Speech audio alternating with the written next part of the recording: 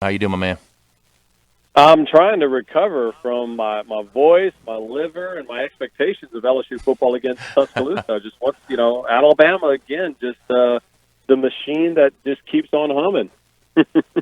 Before we get going, I saw a picture you posted of Bo Victoria Burns, and I know it's been a year, I guess a year old, and you talked about being adopted and just what that meant to you. And my first child, is adopted, and I know I don't know, it was a touching thing that you said and talking about your child and just your experiences. No, I appreciate that, man. Yeah, it's little Bo was born on Halloween, and being an adopted kid, I'm adopted. My little brother's adopted. My little sister's adopted, and so like I said a year ago, whenever she was born, she's the first human I had ever met, in my life that I was related to, by blood relation. So the good thing is she doesn't know exactly what happened yet, because I dressed her up in an LSU cheerleader outfit beforehand, so she's not scarred by what happened up on Saturday. So. That's great. So everything you expected, 29-0. Did you expect them to shut out LSU in Baton Rouge, or do you think it'd be a better game? You know what? I thought the game kind of pretty much went how I thought. I originally had called. I thought it was going to be 35-13 Alabama. I thought LSU might have a little bit of success, at least be able to get one or two passes and get into some good field position. But again, man, I think lost in the shininess and the just absolute excellence of Tua in this offense is a lot of people failed to remember how good this Alabama defense and what Nick's been known for over the last 20 years of coaching. And so, that was the big difference maker. Was not, as good as Tua was, and it was solid.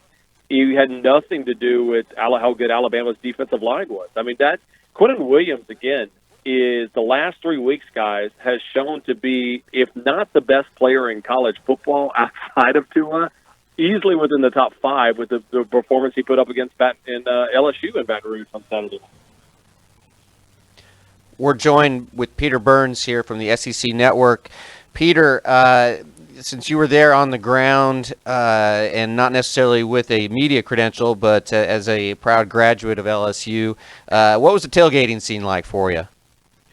I tell you what, it's as crazy of an atmosphere, guys. And I've been there in 2014 and 2016, and those were loud. But I feel like 2012 was the last time that I felt like it had that certain extra edge to it. And a lot of it was because it was the unexpected.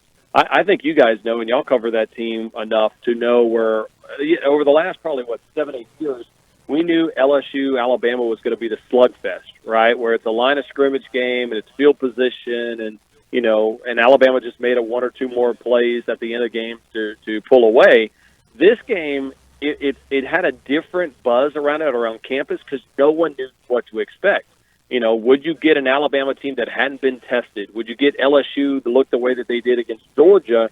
No one knew what to expect going into that game. And yet, obviously, by the end of the first quarter, we kind of saw exactly the writing on the wall, what was going to be. But that's probably one of the top 3 loudest environments I've ever heard in my days of covering college football for 20+ years.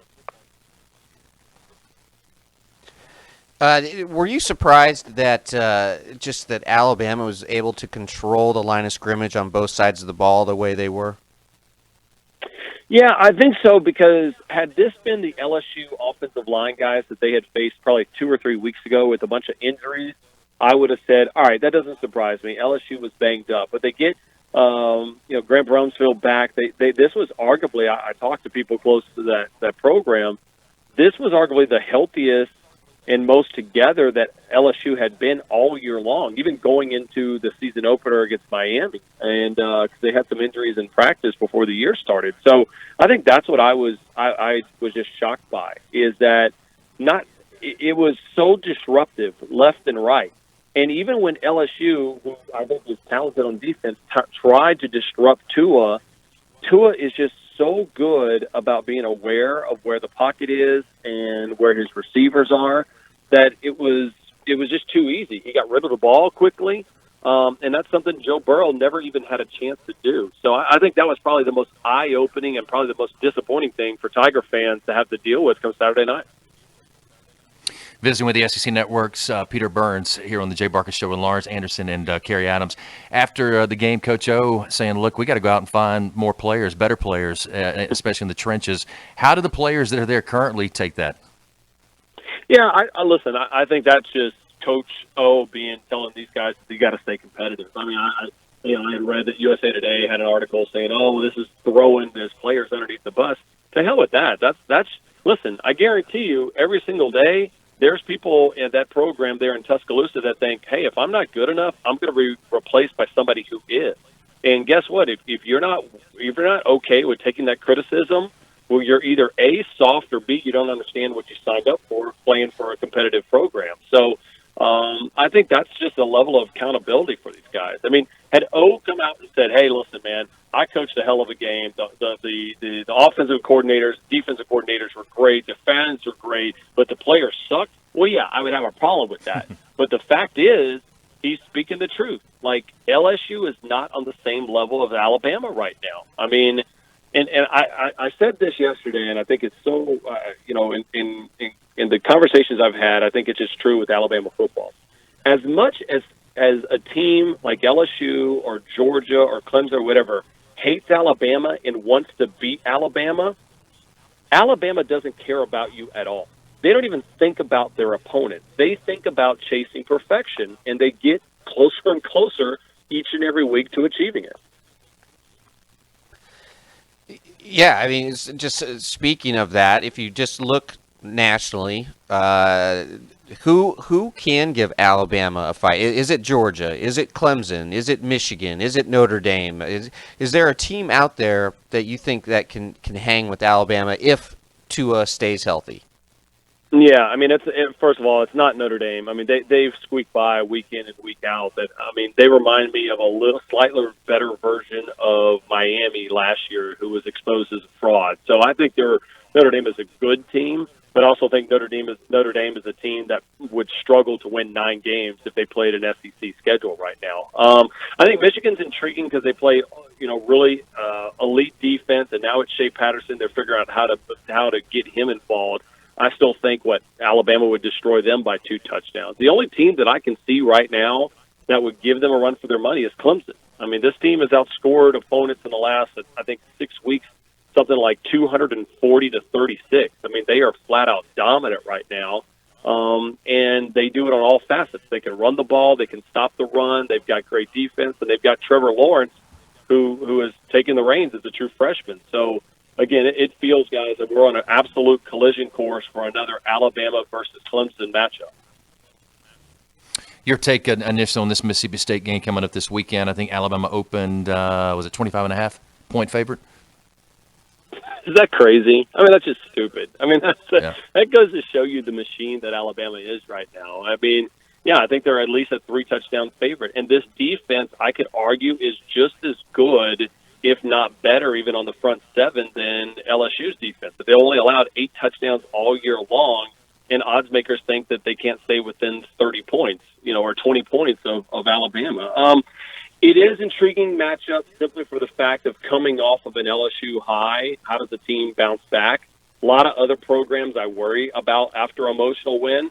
I don't worry about that with Saban. I mean, from day one, again, he's not playing against Mississippi State. Those guys are playing against themselves in perfection in a perfect season. So I think that they'll find ways to make Nick Fitzgerald one-dimensional, and it'll be another absolute whooping come Saturday. Peter, I saw on Twitter that some Georgia fans were giving you a hard time about your picking Kentucky to beat Georgia. Do we know who Georgia is by this point in the season, and does Georgia have enough firepower and enough talent on the defensive side of the ball to hang with Alabama? Hell, guys, I don't think Georgia nor Kirby knew exactly what Georgia was until maybe this weekend. And I think that they are a very, very young team finding their way. And I think, again, this is a situation where they were loaded last year. They pushed Alabama to the brink, and then they lost a ton of guys. So they had to have a bunch of new guys step up. And over the first 6, 7, 8 weeks of the year, they were really inconsistent. And the way that they played against Kentucky, going into that building, going into that environment, and saying, we're not going to do anything other than run the ball right down your throat. And guess what? They were able to do that. That was a big boy football win for Georgia. I think that Georgia is good. I don't think that they're elite like Alabama. And so I thought Georgia had more talent than Kentucky. I just thought Kentucky kind of had this puncher's chance at home to get it done. But Georgia fooled me, and they were able to look better. And they keep getting better and better each week. I don't think that they can give Alabama a run in the SEC championship game. I will say this. Get ready for, as much as we say Alabama-Clemson, Alabama-Georgia might be the SEC championship game for the next, 5-6 years. That's how good I think Kirby's building his program to mimic everything that Nick does in T-Town. Peter, always great having you on, and thanks for taking your time with us here on this Monday. Hey, last thing, I'm taking Millie to the Mississippi State game, but I need somebody to help me chaperone her and possibly pick her up in Birmingham and bring her to the game. I've got a pair of good tickets from the athletic department. So if anybody's interested, hit me up on Twitter at Peter Burns ESPN, and I need a chaperone for the great Millie Feinbaum caller. So see if y'all can help me out with that. That'd be awesome. Hey, you bet. We'll mention that through the week. No doubt. All right, Peter, thank you, my man. Awesome. Thanks, guys.